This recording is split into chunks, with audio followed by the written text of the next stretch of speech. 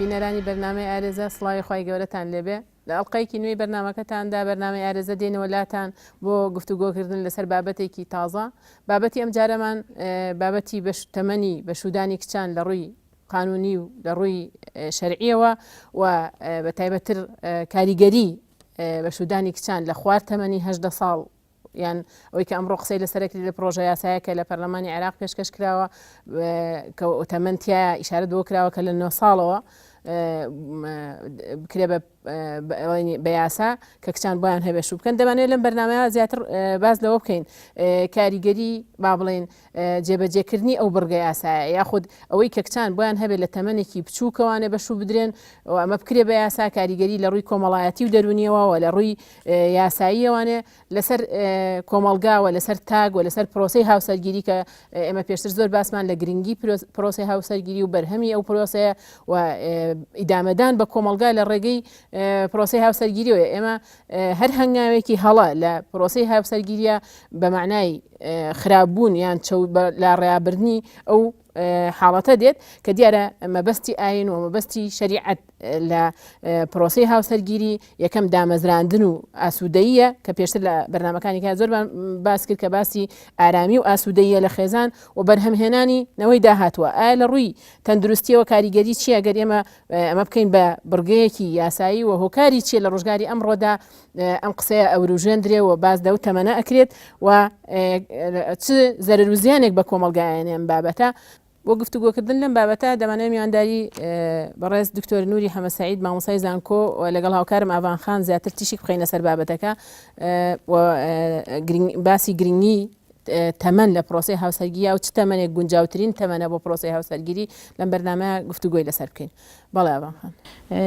بەنای خۆی گەورە و میهرەبان دیارە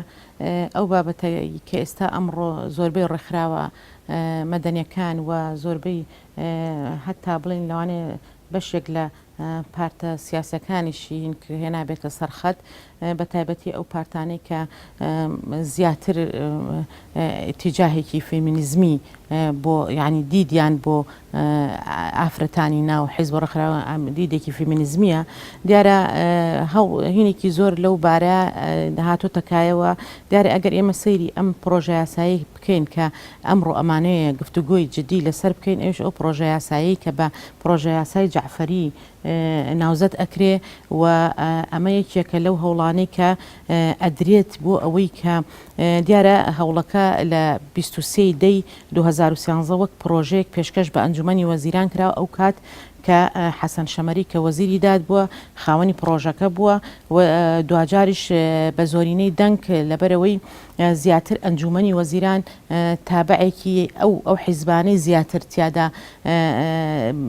باڵا دەستن کە زیاتر لە مەزهەبی جەعفەری و شیعیەوە نزیکن دیارە بە زۆرین دەنگ تێپەڕێنرا و براوەتە ناو پەرلەمان لە 25 دوای 2014 لە ئەنجومەنی وەزیران بڕیاری لەسەر دراوە ڕەوانەی پەرلەمان کراوە دیارە هەر لەو کاتەوە لەلایەن بەشێکی زۆر لە ڕێکخراوە مەدەنیەکان لە ژنانی عێراق و کوردستان و بەشێکیش هەتا بەشێکیش لە شیعەکانیش یعنی ئەمە تەعمیم نەکەین بەسەر عامی هەموو شیعەکان کۆمەڵێک لە شیعەکانیش بە توندی ناڕەزایەتیان بەرامبەر بەم پرۆژە یاسایە دەربڕیوە و لە ئەنجامی ئەو هەموو هەوڵ و ئەو هەموو بەرهەڵستکاریە بەرامبەر بەو پرۆژە یاسایە هەر ئەو کاتە ڕاوەستێنراوە و ڕاوەستێنراوە بەڵام ئێستا دیارە بە جارێکی تر بە شێوازێکی تر و بە ناوێکی ترەوە پرۆژە یاساکە هێنراوەتەوە ئاراو و دووبارە هەموو ژنانی عێراقی سەرقاڵ کردوێتەوە بەم بابەتەوە دیارە ئەگەر ئێمە ببینین یعنی ئەم پرۆژە یاسایە کاتێک سەیری ئافرەتانی عێراق بکەین کە ئافرەتانی عێراق لەوە ئەچێ لە چاو وڵاتانی ئەقلیم و وڵاتەکانی تردا ئافرەتانی عێراق هەمیشە ئافرەتانێکی ستەمدیدە بوون و لە دوای ڕوخانی ڕژێمی سەدامیش هەم عێراقیەکان بەگشتی هەم ئافرەتان بە تایبەتی بەڕاستی بە ئومێدێکی زۆرەوە ئەیان ڕوانیە ئایندەی ژیانی خۆیان و بە هیوای ئەوە بوون کە لە ڕووی یاساییەوە ماف و دەستکەوتی زیاتر بەدەست بێنن بەڵام کە ئەبینی لەم ڕۆژگاری ئەمڕۆدا لە جیاتی ئەوەی یاساکان بۆ ئاقارەدا ببرێن کە زیاتر مافی ئافرەت بپارێزێ ئەبینی نەک تەنها ماف پاراستن نەک تەنها بێ ئومێدکردنی ژنانی عێراق بەڵکو وا خەریکە چۆنەڵی سوکاتیکردن بە ژنان بە جۆرێکی وا بە ژنانی عێراق ینی خەنە قاڵبێکی یاساییەوە یعنی ئەمە بۆ خۆی لە لای هەموو ئافرەتانی عێراق حاڵەتێکی واریدە بۆیە بەڵێ ئەگەر ئێمە زیاتر لە ڕووی یاساییش و لە ڕووی شەرعیەوە بینە لای کاگتوەر ئایا تەمەنی گونجاوترین تەمەن یان ئەو تەمەنەی کە لە تەوانی زەواج ناوزە دەکرێت لە بۆ ئافرەتان بە تایبەتی کە زیاتر بەرنامەکەمان لەسەر ئەوەیە لە ڕووی یاساییش و شەرعی شەوانێ چۆنە بینی کاگتوەر بەلای خۆی بەخشندەی میهرەبان سڵاوی خۆی گەورەتان لێبێت و زۆر سپاس بۆ میوانداریتیە دیارە من زۆر دەستخۆشی ئەم بەرنامەیەتان لێکەم لە کاتێکا کە هەموو هەرێم سەرقاڵی ئەم قەیرانی سیاسی و داراییە بۆی ئاوڕێکتان لە خێزان داوەتەوە چکە ئێمە نابێ حاڵی خێزان فەرامۆشکەین خێزان بردی بناغی کۆمەڵە ئەگەر تاکەکانی خێزان بەختەوەر بنەوە بە تاکید دەورێکی کارایان لە کۆمەلگایە ئەبێت پێشەوەی بێمە سەر وەڵامی پرسیارەکەت یا ئەو بڕگەی کە جەنابەت باست کرد ئەوەندە ئەڵێم کە هیچ ئاینێک نییە ئەوەندەی شەریعەتی پیرۆزی ئیسلام خەڵقی هاندا بێ بۆ دروستکردنی خێزان و بۆ هاوسەرگیری ڕوبەرێکی زۆر فراوانی بۆ تەرخان کردووە لە قورئان و لە فەرمایشتەکانی پێغەمبەر صلی الله عليه وسلم کە ئەفەرمێ یا معشر الشباب من استطاع منكم الباءة فليتزوج يعني لاوان هان ئەدا بۆ دروستکردنی پرۆسەی هاوسەرگیری و لە فرمودەیەکی ترە ئەفەرمێ إذا تزوج العبد فقد استكمل نصف دينه فليتق الله في النصف الباقي ئەیکا زەواج ئەکا بە نیوەی ئیمان پاشان ئەبینین زۆر لە زاناکان ژیانی عزوبیەتیان زۆر پێ ناخۆش بووە بە پێشەوانی هەنێ لە ئاینەوە کە ئەبینین خەڵکانەدا بۆ عزوبیەت بۆ تەبەتول و ڕەهبانیەت کە پێغەمبەری خوا فەرمێ زەواج سنەتی منە فمن رغب عن سنەتی فليس مني دیارە ئەم پرۆسە پیرۆزە بۆ ئەوەی سەرکەوتوو بێت و بۆ ئەوەی ئەو مەقاسدە ئەو ئامانجانەی کە لە پشتیەوە هاتووە بی پێشێ پێویستی بەوەیە کە دوو کەسی ڕاشد ئەو دوو عاقیدە دوو کەسی ڕاشد بنبستە ناو پرۆسەیەوە ئەگەر نا ئەو مەقاسدانەی کە هاتووە لە پشتیەوە نایپێشێت سەبارەت بە تەمەنی هاوسەرگیری لە شەریعەتی ئیسلامە تەمەنێک دیاری نەکراوە بەڵام زانایان هاتوون باسییان لەوە کردووە باسییان لە تەمەنی بلوغی شەرعی کردووە لای ئیمامی مالک بابڵێن لە مەذهبی مالکە 17 ساڵدان دراوە ئیمامی مالک لە مەذهبی ئیمامی ئەبوو حەنیفەیە 18 ساڵدان دراوە و دلیلیشان ئەوەیە کە خوای گەورە ئەفەرمێ ولا تقربوا مال اليتيم إلا بالتي هي أحسن حتى يبلغ أشده ألين يبلغ أشده عين تاو بالغ أبي وبر أبيته كامل أبي وألين 18 ساڵیە مذهبی شافعی و حەنبەلی ئەڵێن 15 ساڵە اعتمادیان کردوتە سەر عادە و مشاهدە یان پێوتری استقرا یعنی عینێشی خەڵکان هەڵبژاردووە بزان لە چی تەمەنیەکە بالغ ئەبن لە نێر و لە مێ کردیانە حکمێکی عامیان بەسەراداوە دیارە لە ڕووی یاساییەوە بە پێی یاسای باری کەسێتی عێراقی لە مادە 18 ساڵی دیاری کردووە ئەبێ 18 ساڵی تەواو کرد بێت لە مادە 8 لە مادە 8 هەنێ حاڵاتی دیاری کردووە طبعاً ئەو حاڵەتانە حاڵاتی نائاسایین مۆڵەتی داوە ئەگەر کەسێک تەمەنی 15 ساڵ بێ 15 ساڵی تەواو کرد بێ یان بەلەغە 15 ساڵ یعنی چواردەی تەواو کرد بێت چوو بێتە 15 حاڵەتەکانژە حاڵەتی ضرورەتی قوسوا و بەڵام بەمەرجی ئەوەی کە بێت توانای جەستەیی هەبێ و ئەبێ بلوغی شەرعیتیان موجود بێت لێریان ڕەنگە کەسێک پرسیار بکات کە ئێمە باس لە یاسا ئەکەین یاسایەک نییە بغەیری ما ئەنزەل الله يعني تشريعك نية بغير ما أنزل الله يا ساي باري كسيتي بطواوي لشرع ورجيراوة بويا يا سا بوي هي تدخل بكاتو تمنيك دياري بكابوها وسرجيري ولي أمر لبابي سياستي الشرعية وحقي خويتي بو باراستني برجواندي عام تمنيك بو زواج دياري بكاشتيك نية أو بيسواني شرع بيت بله ئەگەر لێرە ئیشارەت بۆ بین ئەوەی من لە حەدیسەکە شاتێک گەیشتم ئەوەی لە دقەکانیش جەنابیش ئیشارەت بە یاساکەیە زیاتر ینی حتا حەدیسەکە کە ئیشارەتە پیاوەکو هاندان بۆ زەواج پێغەمبەری خوا فەرمێ ئیستەطاع ینی نە لە فەرمودانە لە ئاەتەکانە شتێک ناتۆ بۆ دیاریکردنی ساڵ ئەوەی باس کراوە ڕشتە یعنی عقڵە ئەوەی باس کراوە باس لە مثلا توانای بەڕێوەبردننی خێزان یعنی هەڵگرتنی بەرپرسیارەتی کە ئەوەش بە قەناعەتی ئەوەی کە ئەوەی عام ئێستا خەڵە لێ تێگا لە سەردەمەوە بۆ سەردەمیژە گۆڕە چونکە ئاستی هەڵگرتنی بەرپرسیارەتی لە تەمەنەکانە لە ئەسرەوە بۆ عەسر فەرقەکات ئێستا لە عەسرێکی وەکو ڕۆژگاری ئەمڕۆیە لە تەمەنی سەرەتای ژیانەوەی کە هەتا 15 ساڵیش سەرەتای خوێندنی یعنی ئەوەی مەرحەلەی متەوەستە و چوونە مەرحەلەی ئەعدادیە یعنی هێشتا گەنجەکە یعنی هێشتا سەرەتایەتی لە ئاستی ڕۆشنبیری و هێشتا هیچ زۆر کامڵ نییە لە ڕووی عەقڵی ئەوانێ لە ڕووی با بڵێن جەستەییشەوە گەر بێتە سەری هەر زۆربەی ئەوەی کە لە ئەخسایین لە ڕووی نەفسی و لە ڕووی جەسەدیەوە باسیەکەن ئەڵەن تەکامل ڕاستە احتیمالە بڵێن گەیشتنە باڵغ بوون ئەوەی کە پێڵە باڵغ بوون لە تەمەنی 2 و 13 و 15 ئەبێت بەڵام تەکامل تەواوبوونی ئەم پرۆسەیەوەی کە بڵێ جەستەیەکی تەواوی هەیە و بەکەڵکی پرۆسەیە سەرگیریە هەر باسی 18 ساڵەکەن یعنی نە لە ڕووی دینیەوانێش نەسەی هەیە کە ئاماژە باوە کاکرێ پێش 18 ساڵ بێت و نە لە ڕووی یعنی نەک بڵێم ئەکرێ یعنی داوای ئەوە بکات چونکە نەسەکان هیچی باس بەتەمەن باسی ساڵ ناکەن و لە ڕووی جەستەییشەوە ئەمڕۆ علم و باوڵێن عەقڵ داوای ئەوە کە ئێمە تەمەنی خوار 18 ساڵ بە عەقڵێکی تەواو نازانین و ضروري قسوایش کە ئەگەر دانیاوە یعنی شتێکی گونجاوە گەر حاڵەتێکی زۆر ناچاری هەبوو حاکم ئەتوانێت گەر بە ضرورەتی قسوای زانی ئەویش بەپێی جەستەی کەسێک و بەپێی عەقڵ و قسە لەگەڵکردنی بڕیار بە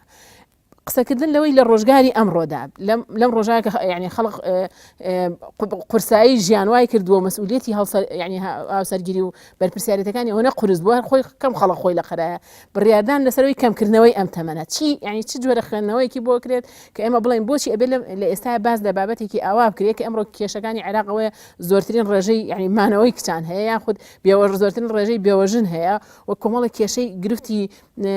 دارایی و قەیرانی گەورە لە عێراقای بەهۆی شەڕ و ئەو کێشانێکی هەیە لە عێراقا و ئاڵۆزیانێکی هەیە ئێمە باسکردن یعنی زیاد لەوەی کە لە ڕووی یاساییە و نە ڕووی شەرعیەوە هیچ شتێکی وانە چ پێویستیەک وە ئەکات ئێمە باز لە پرۆژەیەکی ئاوا خات و قەدەم خێر یەک شت هەیە لەسەر ئەوە یعنی حەقە زانایانی ئیسلامیش یعنی تێڕوانینیان بۆ ئەم مەسەلەیە یعنی بۆ کە باسی تەمەنەکە نەکراوە نە لە ئاەتەکان نە لە فەرموودەکان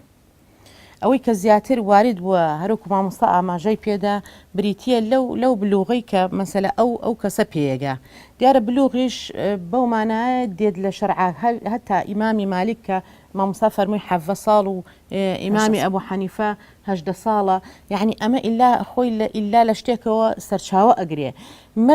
مەرجی زەواج مەرجی عەقدی نیکاح بریتە لەوەی کە ئەو کەسە تێگەشتوو بێ پێگەشتوو بێ يعني هەتا ئەگەر پێگەشتوش بێ لە ڕووی عەقلیەوە نوقسانێکیە بێ لە ڕووی عەقلیەوە نەتوانێ کۆمەڵێ کار هەیە کە ئیدارەی ژیانی خۆی پێبە نەگەشتەوە عەقڵە بۆیە ئێمە ئەبێ ببینین یعنی کاتێکە کاتێک خوای پەروەردگار ئەو ئاەتێک کە ئەفەرمێ ومن ئایاتی ئەن خەلەق لەکم من ئەنفوسکم ئەزواجا لتەسكنوا إليها وجعل بينكم مودة ورحمة يعني ئەسڵی زەواج کە خوای پەروەردگار بۆ مرۆڤەکانی هێناوەتەین جگە لەوەی کە وەسیلەیەکە بۆ خستنەوەی وەچە خوای پەروەردگار ئەفەرمێن لە بینتانە خۆشەویستی و سۆزێک دروستە بێ یعنی مناڵێکی تەمەن 9 ساڵ 8 ساڵ یعنی ئاگای لە ئەو جارە پێویستی بە خۆشەویستی و سۆزی دایک و باوکی هەیە پێویستی بە باوەشی دایک و باوکی هەیە نەک جارێت تۆ بێنی بێخیتە لەمانای ئەسڵەن خۆشەویستی و سۆز و خۆشەویستی تێ ناگە کە کاتی ئاەتەکە ئاماژە بەوادا ئەڵێ ئەسڵی زەواجەکە لەسەر ئەساسی خۆشەویستی و سۆز بێ و لە هەمان کاتە بە تایبەتی مەسەلەن تەمەن مناڵێک يعني هاتووە تەمەنی 9 ساڵ هەمیشار تەمەنی يعني ئەو قانونی ئەحوال شخصیە يعني بەڕاستی فەرق و جیاوازی نەکردووە لە بینی کوڕ و کچ کە ئەڵێ ئیکمالی 15 بێت کە ئەڵێ 18 ساڵ بێ کوڕ و کچ فەرقی نییە بەڵام لەوەی ئەوانە هەتا کوڕەکەشی هێناوەتە يعني هەر لەسەر و ئافرەتەکەوە جا تۆ بێنە مناڵێک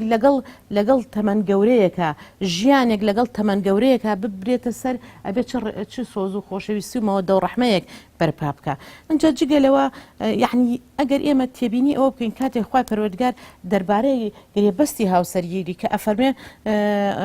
ئەفەرمێەوە ئەخەذنا منکم میثاقا غەلیظا یعنی هینێکی ئەوەندە گرێبەستێکی ئەوەندە گرنگە ئەوەندە پڕماهیەتە ئەوەندە گەورەیە بەڕاستی ناکرێت مەسەلا پەیمان و بەڵێنێکی ئاوا گەورە و گرنگ لەگەڵ مەسەلا پیاوانێکدا مناڵ بەڵێن بدا يعني تۆ مناڵێک بەڵێنی ئەو گرێ بەستە گەورەیە بێ یعنی ئەمە ئەبێتە کارەسات من پێم وابێ ئەو پرۆژە یاسایە نەک خزمەت يعني زۆر بێ شەرمانە يعني من ئەوم بەلاوە سەیرە يعني شەرمەزاریە بۆ ئەو تیارە هەر کەسێکە کە ئەم پرۆژە یاسایی تەقدیم کردووە چکە کاتێ تۆ یەیت سەیرەکەی سوکاتێکی زۆر بە مافی ژن بە مناڵ کە ئێستا نەگەشتوتە بەڵێ وەڵاهی من پێم وایە ئێمە بۆی زیاتر بابەتی بین ئەو پرۆژە یاسایی کە باسمان کرد وتمان لە دەما دەپێکات و ئەوەی کە پەیوەندی بە شودان لە خوار تەمەنی 18 ساڵەوە بێ ئەو بڕگەیە کە ئەڵێ هەموو کەسێک بۆی هەیە بە پێی مەزهبی ئەو مەزەبەی کە شوێنی کەوتووە باری کەسێتی ڕێک بخات بچێتە دادگا و داوا بکات ئەو مەزەبانی کە پێشتر باسمان کرد هیچیان لە 15 ساڵ کەمتریان باس نەکردووە بەڵام لە مەذهبی جعفەریە کە ئەڵێ مەذهبی جعفەری مەبەسمان مەذهبی ئیمامی جعفەری صادقە کە شەشەم ئیمامی شیعە 12 ئیمامیەکانە کێشە لە مەذهبی جعفەریە ئەوەیە ئەو ئیمامی شیعەکانە ئیمامیش لای ئەوان معسوومە یعنی ئەو هەرچی بڵێ پێکایەتی و هیچ قابل نییە بۆ غەڵەتکردن پاشان ئەوان بەڕاستی تازەگەری لە مەذهبی جعفەریە نەکراوە وەکو مەذهبی ئەبوو حەنیفە نییە ڕەحمەتی خوای لێ بێ مەذهبی ئیمامی ئەبوو حەنیفە تازەگەری تیا کراوە کە ئەشتە سەر کتابی بەدایی سەناعی کاسانی یا مەبسووتی سەرخەسی ئەبینی و ئەزانی باسە ڕۆژگاری ئەمڕۆەکە پاشان ئەوان فرسەتێکیان بۆ ڕەخسا لە کۆتایی دەوڵەتی عوسمانیە کاتێک کە مزەلەی ئەحکامی عەدلی لەسەر ئەساسی بنەماکانی مەذهبی ئەوان دانرا یعنی تەجروبەیەکی زۆر سەرکەوتوو بوو کە مەذهبێ بکرێ بە مەوادی قانونی بۆیە ئەبینین جعفەریەکان لە تەفاسیلی مەذهبەکەیان هاتووە ئەڵێن لە 9 ساڵە وەلی ئەمر بۆی هەیە تەزویز بە کچەکەی بکات وەکو دلیلیش طبعاً ئەوان بەبێ دلیل ئەویان نەکردووە وەکو دلیل ئێمە ئەبێ بوێرانە بڵین کە ئەڵێن گوایە پێغەمبەری خوا صلی الله علیه وسلم کە زەواجی لەگەڵ خاتو عایشەیە کردووە تەمەنی 9 ساڵ بووە بەڵام پێویستە ئێمە لێرە هەڵوێستەیە بکەین یعنی بەوردی باس لەوە بکەین کە ئەگەر ئەمە تایبەتمەندیش نەبوو بێ بۆ پێغەمبەری خوا صلی الله علیه وسلم کە ابن حەزم و لە کۆمەڵی زاناوە ئیجێڕێتەوە ئەڵێ مەخصوصیاتە وەکوی بۆی هەبوو لە سوارژن زیاتر بێنێ بۆی هەبوو مەسەلەن کۆمەڵێ خصوصیاتی هەبوو ئەڵێ ئەبێ ئێمە دوای 1400 ساڵ حکم نەدەین بەسەر دیاردەیەکە کە لەو ینی با بڵێن کە لەو کاتە احتیمالی کۆمەلگا ئەو شتێ پێ قبول بوو بێت بەڵام ئەمڕۆ چێ لە ئێمە ڕازین کچەکانمان لە 9 ساڵام بخێنە لای مرد یا بخێنە ژێر باری ئەو مەسئولیەتە قورسەوە کچێک خۆی ئەو قابلیەتی تایە کەواتە لای ئەوەی مناڵێکی سێ ئیبتیدایی بڵێ لای ئەوان تەنها یعنی توانای جەستەییان دانا وەکو مەرجێک پاشان ئەگەر تەماشای ئەوە بکەین ئەو زەواجەی پێغەمبەر صلی الله علیه وسلم خاتو عایشە چی بەرەکەتێکی هەبووە یعنی ڕەنگە حکمەتەکە ئەوێ بۆ پاراستنی بەشێکی زۆری سنت کە خاتو عایشە 2210 فەرمودەی جێڕاوەتەوە کە لە مسنەدی عایشەیە هاتووە 138 فەرمودیان تەنها لە ڕێگای ئەوە هاتووە بۆیە ئەبینین لە کاتێکا مەسەلەن خێزانی تری هەبووە لەو تەمەنەیە نەبووە مەسەلەن 4 فەرمودەی جێڕاوەتەوە 5 فەرمودەی جێڕاوەتەوە بۆیە ئیمامی حاکم لە مستەدرەکە ئەڵێ یەک لە سەرچواری ئەحکامی شەریعەت لە ڕێگای عایشەوە هاتووە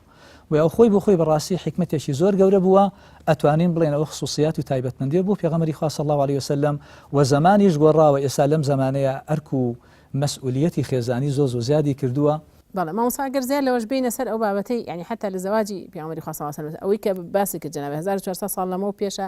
عورفی کۆمەلگا ئەو کاتە و توانە و قابلیت و مەسئولیت هەڵگرتنی ئافرەت لەو سەردەمە جیاواز بووە لەو سەردەمە ئەگەر ئەو شتە واش بێت بڵێن لە 9 ساڵی شابوو بێ چونکە ئەو بابەتەش یعنی بۆتە جێی مشت و مڕایە هەر بالفعل 9 ساڵ بۆ دقيقة يعني بلام أجر نوصاليش بو لو سردما هي يعني هيك كز قصيدة أو هم قصيدة سر بلا رخنة جيرا ولا بيعمر خاصة صلى الله عليه وسلم كز رخنة لو قضينا قلت وشون ديار هر عرفك عام بو أفرد لو تمناش يكدوا آتي خوين دواري وروشن بيرينا وكومالجا 1400 صار لما بيج أفرد مشغول هيش تيجي كنبوا يعني هل لو 8 ويك لروي بيجيشنا ولا روي بالغ بونور بالغ بويتر هالشيء مسؤوليته فيري بوار شو كان لمن عليه وخراوة تبرم مسؤوليته زور جواز لقال كشجلم سردما دوای لروی پزیشکی ئەوەی کە ئەمڕۆ باسی دێک لە دەرونیە حتا جەستەی ئینسانەکان لە ئێستا لەگەڵ لەگەڵ 100 ساڵەمەوە پێش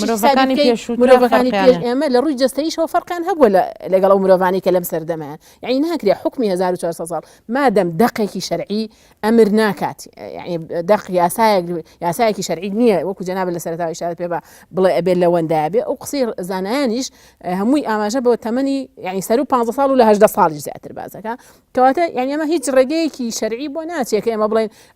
ئەکرێ بە بەڵگاوی ژیانی پێغەمبەری خوا صلی الله علیه و سلم مەگەر خاصیش نەبوو بێ پێغەمبەری خوا لەبەرەوەی هیچ قسەیەکی لەو سەردەما لەسەر نەکراوە لەوەی عرفێکی ئەو سەردەمە بوو بێ و عرفی 1400 ساڵ پێش تەنانەت بۆ ئەوەی کە باسی حەزارە یۆنانی ئەوانەشەکە لەوانیشە مەسەلەی ئەو کاتە جیاواز بۆ بارودۆخی ئافرەت لەگەڵ ئێستایە یعنی ناکرێت تۆ شتی ئەوانی ژەگەر بێ 1400 ساڵەمەوە پێش باس بکەیت هیچ حەزارەتێک هیچ دەوڵەتێک هیچ باوڵێن ئەوی باسەکەن لە ناپلیۆن و لە شی و ئەمانە لە هەمویانە تەمەنی زەواج لەلایەوانە زۆر فەرقیە بۆ لەگەڵ ئێستایە ئەمڕۆ دنیا گۆڕاوە سەردەم گۆڕاو ئینسانەکان پێگەیشتنیان ئەوەی کە پێ وترێ ڕشتیانە لەگەڵ لە ڕووی تەمەنەوە فەرقی هەیە لەبەرەوە بە هیچ قاعیدەیەک ناکرێت قیاسیەوە بکرێت و مادەم دەقی شەرعیش نییە ئەو شتە بکات بە یاسا یعنی هیچ ئاماژەیەک نەدراوەی لە دەقەکانیشە باسەکرێت فەئین ئانەستم منهم ڕشدەن باز لەوەکە بێ ئەو کەسە هەستی تێ بکەی کە توانای ڕشت و پێگەیشتنیتیایە کە مەس دیارە حاکم و لە ڕووی طبی و دەرونیەوە بێ حکم با نەک دەقی بڵێن قسەی زانایە گیان قسەی کەسێکی کە ئەبێ ئەو مامۆستا و زانانەی ئێستا ئەم بڕیارە بن ئایا چ تەمەنێک لە ئێستا بۆ ئافرەتێک تەمەنێکی کامل بوونە لە ڕووی ڕشد و عەقڵیەوە کە بەکەڵکی چوونە پرۆسەیەکی ئاوا هەستیار بێ ببوو ناوان خان دیارە ئێمە ئێستا گەیشتونێتە ناوبڕێک لە دوای ناوبڕەکە دێنەوە لای میوانەکەمان لای بەڕێزت بۆ تەواوکردنی بابەتە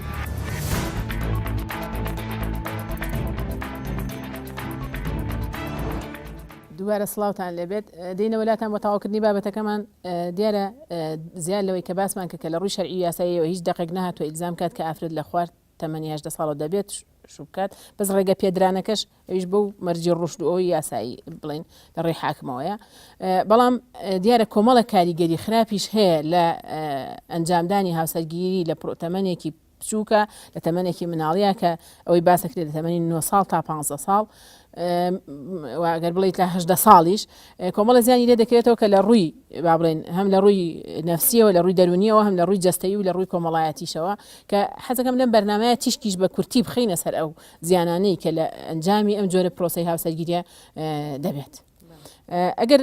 زیاتر کاکتۆر ئەگەر تۆ شتێکت لەلایە لەسەر لە ڕووی کاریگەری هاوسەرگیری لە تەمەنی بچووکە بڵێ طبعا لە زۆر ڕۆوە زیانی هەیە بۆ تاک و بۆ کۆمەلگا بەڵام لەسەر ئاستی تاک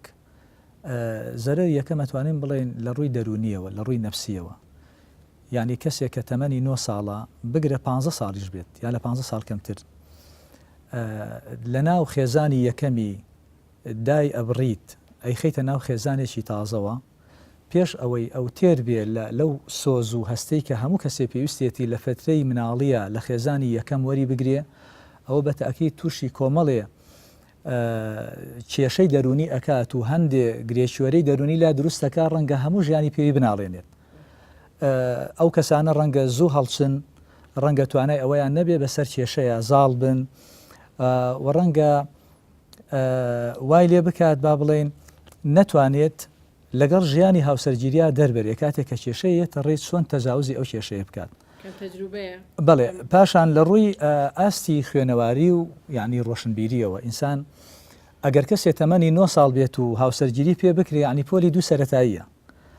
ئەگەر تەمەنی 15 ساڵ بێت 15 ساڵیش بێ هاوسەرگیری پێ بکرێ یعنی تەمەنی تقریبا پۆلی 3 ناوەندیە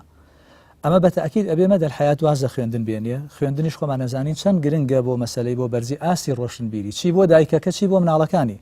ئەو دایکە ئەگەر ئاسی ڕۆشنبیری بەرز نەبێ سوێنێ چۆن ئەتوانێت پەروەردەی مناڵ بکات چۆن ئەتوانێت یارمەتی مناڵەکانی با بۆ فێرکردن لەبەر ئەوە زۆر لەو کچانەی کە لەو تەمەنەیە شوئەکەن بە تەئەکید وازە خوێندن دێنن لە ڕووی کۆمەڵایەتیەوە ناتوانێت مثلا ناتوانێت ئەو مەسئولیاتە گرنگی کە ئەکەوێتە سەر دایک پێی هەڵبسێت چکە مازان ڕۆڵی دایک لە خێزان لە ڕۆڵی باوک کەمتر نییە دایکێک کەماڵ ئەکا بە داینگە و بە باخچە و بە قوتابخانە و مناڵێک پێ ئەگەێنێت لە داهاتووە کەسێکی کارابێ لە کۆمەلگایە ئەو دایکە فاقی دوشەی لا یعطیه ئەگەر خۆی کەسێک نەبێ مەسەلەن لە تەمەنی ڕوشدا زەواجی کردبێت و با بڵێن هۆکارێکی سەرەکی بێ بۆ سەرخستنی ئەو پرۆسەیە بە تەئەکید لەوانەیە سەرکەوتو نابێت. وڵا هەندی هەوکاری تر کە من ئاماژەی پێ بدەم بەنسبەت بابەتەکەەوە دیارە یەکێک لەو شتانەی کە لەو خراپیانە یاخود لەو سلبیاتان و یاخود لەو زیانانەی کە ڕوبەڕووی ئەوە ئەبێتەوە دیارە ئەو کەسانی کە بە مناڵی شوئەکەن و هاوسەرگیریەکی پێش وەختەکەن ئەوەیە کە یعنی زۆر بەسەریعی لە ژیان بێزارە بن و ماندوو دەبن و ناتوانن دەرەقەتی مەسەل لێپرسراوێتێکی گەورە ببنەوە کە لە ئاست تەمەنی خۆیاندانە یان لێپرسراوێتی ماڵ و خێزان و منداڵ بوون لە ئاست ئەو بەرپرسیای ئەو تەمەنی ئەو دانیە کە ئەبینێ هەروک مامۆستا ئاماژەی پێکرد هاو تەمەنەکانی خۆی ئەبینێ هاوپۆلەکانی خۆی ئەبینێ ئەوان خەریکی ئەوەن کە مەسەلە لە قوتابخانەکەی خۆیان ناخوێن بەڵام ئەمیش کە ئەبینێ لە جاتیەوە خەریکی مەمەیەکی شیرە بۆ مناڵەکەیەکە و شیر ئەدا بە مناڵەکە کە خۆی هێشتا لەوە ئەچێت لە زەتی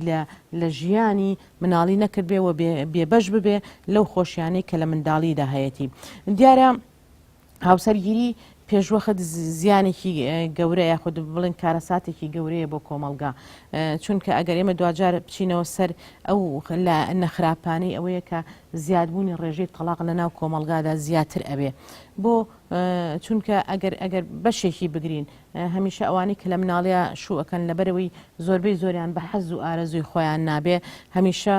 کەسێکە بن چاو لە دەری خۆیانە بن چاو لە دەری هاوسەرەکەیان چاو لە دەرەوەی هاوسەرەکەی خۆیانەکەن بۆ لە نەتیجا زۆر جار سببی ئەو خیانەتەنەی کە لە نێوان هاوسەراندا ڕوئەدا ئەسبابی یعنیەکە لە سەبەبەکانی ئەو تەمەن بچووکی ئەو ئافرەتەیە لە دیراسەیەک ئاماژە بەوە کە ڕێژەی جیابوونەوە لە 2006 بۆ 2010 دیراسەیە کراوە ڕێژەی جیابوونەوە لە سا 32 لەوانە لە سا 32 لەو کەسانەیە کە تەمەنیان 15 بۆ 20 ساڵ و زەواجەکەن کەمترە بێتەوە ینی هەر لەو چەند ساڵەیە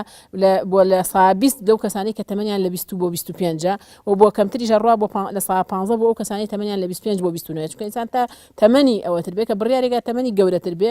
بکە بڕیارێکە زیاتر بیری دەکرێتەوە دیراسەیەکی باشتری کردەوە تا تەمەنی مناڵتە بێت زۆر بە لامەسئولانە بێهەز بە بەرپرسیارەتی ئەم بڕیارە بۆ زووش پاشگەزەوێتەوە لەو بڕیارەی پێم وابێ هەرچەند لە بەداخەوە لە وڵاتی خۆمانە هیچ جۆرە دیراسەیەکی ورد لەسەر ئەم بابەتانە نیە بەڵام ئێستا باس لە زۆرێک لە ڕێژەی جیابوونەوەکانی محکەماکرێ کە لە تەمەنی 15 ساڵیش تا 18 ساڵن یان تەمەنی 18 ساڵن زەواجەکان لەبەرەوەی هێشتا هەستیان بەو بەرپرسیارەتی نەکرێ فترەیەکی کەم زیاتر یعنی زۆربەی کاتی هاوسەرگیریەکان ماوەیەکی کەم و دوای بڕیاری جیابوونەوە خات و قەدەم خێر یەکێک تر لەو سلبیاتانەی هاوسەرگیری پێشوەخت و یاخود هاوسەرگیری کچێکی منداڵ ئەوەیە کە مەسەلە ئەبینی کاریگەریەکان لە داهاتووە یعنی کاریگەری داهاتوشمانەیە جگە لەوەی ئانیان ئێتە ئەوەی کە لە ڕووی تەندروستیەوە باری تەندروستی تێکچێت چونکە لە تەمەنێکی مناڵدا حاڵەتی سکپۆڕبوون دروستە بێ مەسەلە دایکایەتی دروستە بێ بەرپرسیارەتی ماڵ و مێرد دروستە بێ پەروەردەکردنی مناڵ دروستە بێت جگە لەوانە مەسەلە کاریگەری داهاتووی ئەبێ بۆ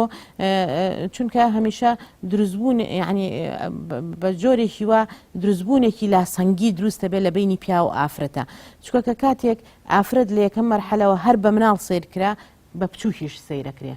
بە بچووکیش سیرەکرێ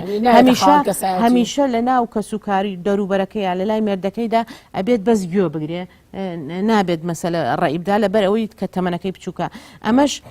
وا ئەکاد لاسەنگی دروست ببێ لە دەرفەتی کار بۆ ئەم کەسە یان دەرفەتی کار لە بینی دوو ڕەگەزەکە سیرەکەی دەرفەتی کار لە بەردەم ئەمە کەمتر واڵە بۆ چونکە ئەو هەر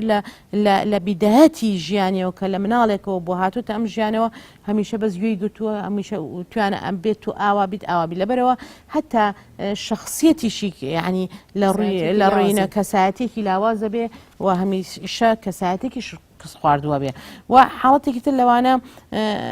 مەسەلەی خراپ مامەڵەکردن هەم ئەو خراپ مامەڵەکردنە لە ڕووی کەسوکارێت چکە جاری وای ئێمە ئەوەش بڵێن ئەو حقیقەتە بڵێن هەر زەواجی بڵێن پێشوەخت بڕیارەکە بەستەنها لە لای کەسوکار نییە زۆر جارا بڕیارەکە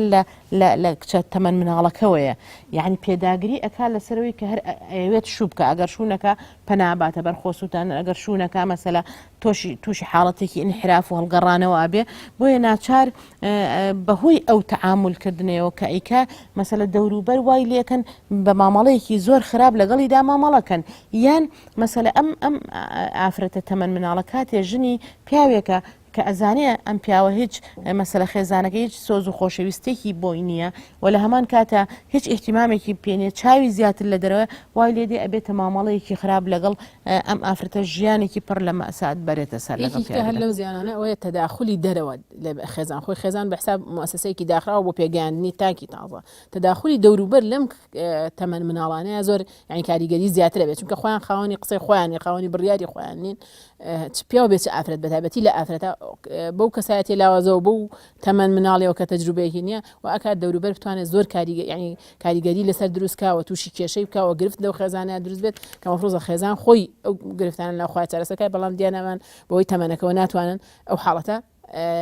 بڵێن لەو حاڵەتە دەرباز بن. دیارە کۆمەڵی هۆکار وای کردووە لە ڕۆژگاری ئەمڕۆدا لەگەڵەوەی پێشتر کە بە یاساژ نەبووە ئێستا ئیش لەسەرەوەکرێ بشکرێ بە یاسا پێشتر بە یاساژ نەبوو هەروە وەک هۆکار بۆ ئەوەی کە ئەم حاڵەتە هەبێ لە کۆمەلگایە و بەرەو زیاد بوون بڕوە. مثلا لەو حاڵەتانەی کە ئەوەی زیاتر لە کۆمەلگەی ئێمە بیندرێت لە ئێستاە کۆمەڵە باڵێن لەسەر بڕیاری هەندێکی لەسەر بڕیاری ئەوەی کە ئێستا جەنابەت ئاماژەت پێ ئافرەتەکان بەهۆی ئەو کرانەوەی کە لە کۆمەلگای ئێستا ئەو وەسائلی پەیوەندی زۆرتر بووە و جۆرێ لە خۆپار ئەوەی کە هەبوو جارانوەکو خۆپاراستن و کۆمەڵگەیەکی محافظکار و داخرا ئەو جۆرە کرانەوەی دروست بووە کەوای کردو کۆمەڵە پەیوەندی دروست بووە لە نەتیجەی ئەمە دیارە پەیوەندی لە کۆمەلگەی ئێمە کۆمەلگەی ئەوروپی نییە تا هەر پەیوەندێکی ئاسایی بێنە خێر ئەو هەموو تێکەڵای و ئەوە کە دروست بۆ واکات هاوسەرگیریشی لێ بکەوێتەوە بەشێک لە هۆکارەکەی من لەمە ئەبینم و نەزانم لە لای ئێوەش چ جۆرە هۆکارێکی کە زیاتر ئەوەیە کەوا کات لەم ڕۆژان زیاد بێت. بڵێ یعنی ئەو هۆکارانەی کەوا لە باوچێکەکە بیل لەوە بکاتەوە کچەکەی لە خوار تەمەنی ڕۆژدەوە بابەش و دیارە هۆکارەکان زۆرن. یەکێ لە هۆکارەکان پێم وایە بەداخەوە ترسانە لە ئابڕوچوون لە کۆمەلگایەکی وەکو کۆمەلگای کوردستانیە تا ئێستاکە ئەو مێردەزمەیە ئەو مەترسیە لەسەر هەموو خێزانێک کەرماوە خەڵک لەوە لە ئابڕوچوون ئەترسێ بۆیە ئەو ترسە وای لە هەنێ لە باوکەکان کردووە کەم نێڵن شەکانیان بخوێنێ نێڵن تێکەڵ بێت تێکەڵی کۆمەلگا بێ بە هیچ شێوەیەک هەرچەند ئەوە هەرچەند ینی لە بین سوار دیواری شادایی بنە ئەمڕۆ لە سایی وەسائلی تۆڕە کۆمەڵایەتیەکان و وەسائلی تەواصل اجتیماعی با بڵێن ناتوانانی ڕێ لەوە بگرێم ڕۆکسێ لە ماڵەوە ئەگەر مۆبایلی پێ بێ ئەتەرنێتی بێ کە ئەتەرنێتی هەبوو لە بین سوار دیواری شاتوانێت دۆست بە خۆی بدۆزێتەوە عیلاقاتی ناشایی دروستکات. خاڵی دووهەم پێم وایە فەقیری نەبوونی یەکێکە لە ئەسباب تۆ تەسەور کە خێزانێک ئەگەر بێت و دەسەر خێزان بێت چوار پێنجێکی کچ بێت ئەم باوکە لە خەمی ئەوەیە تا خۆی لە ژیانە یەکسەکانی دابمەزرێنێت و ئەو ئەرکوباری کە بەسەرێتی کەمی بکاتەوە بەتایبەت من پێم وایە ئەمڕۆ کە ئێمە لە قەیرانێکی دارایی زۆر گەورەیە ئەژین ئەم هۆکارە زیاتر زەقە بێتەوە بۆیە هەر کاتێک کەسێکی باش هاتە پێشەوە ئەم بە فرسەتی ئەزان لە دەستی نەدا ئەگەر لە خوار ئەو تەمەنەشەوە بێت. پاشان مەسەلەی عادات و تەقالید ئێمە ئەو عادات و تەقالیدەی کە لە مجتەمەعاتە هەیە زۆ دەوری هەیە لە پەرەسەندنی ئەم دیاردەیە ڕەنگە لای خۆمان کەمتر بێ بەڵام تۆسەی وڵاتێکی وەکو یەمەن کە یا مەغریبی عەرەبی ئەبینی بەشودانی کچ لە خوار تەمەنی ڕۆژدەوە هەر ینی دیاردەیەکی زۆ زەق و دیارە و بێئاگابوون لەو زیانانەی کە ئێستاکە مامۆستا باسی کرد خەڵک بێ ئاگایە لەوەی کە لە ڕووی دەرونیەوە چی زیانێک بە کچەکەیە گەیەنێ لە ڕووی کۆمەڵایەتیەوە چی زیانێکی هەیە ئەگەر ئاگادار بێت و هۆشیار بێ دڵنیا بە ئەو سەبەبە و زوودی نابێت. تێگەیشتنی هەڵا لە مەقاصدی شەریعەتی ئیسلامی شەریعەتی ئیسلامی وەکو وتمان بۆ هاوسەرگیری کۆمەڵی مەقاصدی پیرۆزی هەیە بەڵام جار وایە کەسێک لەو مەقسەدانە تێناگات بەتایبەت ئەگەر بێت و مەسەلەن پێناسەی زەواج لە دووتوێ کتێبە فقیەکانە بەتایبەت لای جعفەریەکان کە هەمووی کۆ ئەکاتەوە لە متعا لە خۆشی لە ئافرەت بڵێ لە کاتێک کە ئێمە بینین مەقاصدەکان زۆر لەوە پیرۆسترن بۆیە مەسەلەی پێناسە زۆر گرنگە پێویستە ئێمە بڵێن ئەو پێناسانە ئەبێت تازەگەری بەسەرا بهێنرێت و پێویستە گۆڕانی بەسەرا بهێنرێت. خاڵێکی تر ئەوەی خەڵک یعنی لە ڕۆڵی یاسا تێناگا لە کۆمەلگایە کە تۆ باسی یاسا ئەەکەی مستەفا زەڵمی ڕەحمەتی خوای لێبێت کە باس لە یاسا ئەکاڵێمە لە بین دوو تەوژمی زۆر جیاوازین کەسانێکی دیندار پێیان وایە یاسا داڕشتن شرکە و کەسانێکی یاسایی کە پێیان وایە ئەوە ئەڵێن ئاین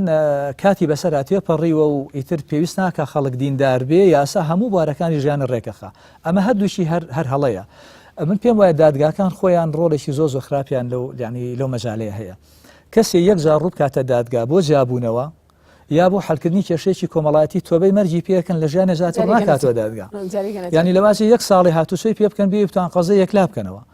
پاشان ئەو دادوەرانەی کە لە یاسای لە دادگاکانی باری کەسێتیە ئیشەکەن شارەزابوونیان لە شریعەتی ئیسلامیە زۆر گرنگە چونکە ئەگەر دقێک لە بەردەستیانە نەبێت دقێکی یاساوی بگەڕن سەر شریعەتی ئیسلامی سا بۆ نمونە ئەمە بە زەواجی ژن بەژن شغار و زۆر مەسائلی با بڵێن ئیلا و ظیهار و بڵێ ئەوانە وەکو پێویست وجودیان نەماوە ئێستاکە بەڵام زەرورە قازی ئەگەر دقێک لە بەردەستیان نەبێت بۆی بگەڕێتەوە سەر ئەوانە ئەبێ شارەزابێت لە شریعەتی ئیسلامی و شەرع دۆست بێت. بەڵێ وەڵاهی من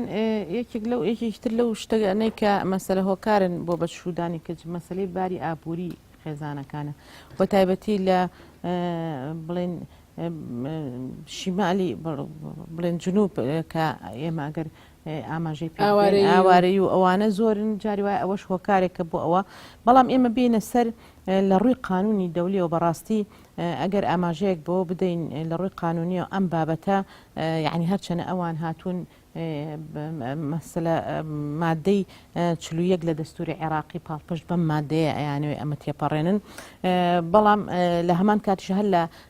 هین لە دەستوری عێراقی شاتیاتی کە ئەبێ مەسەلە ڕێز لەو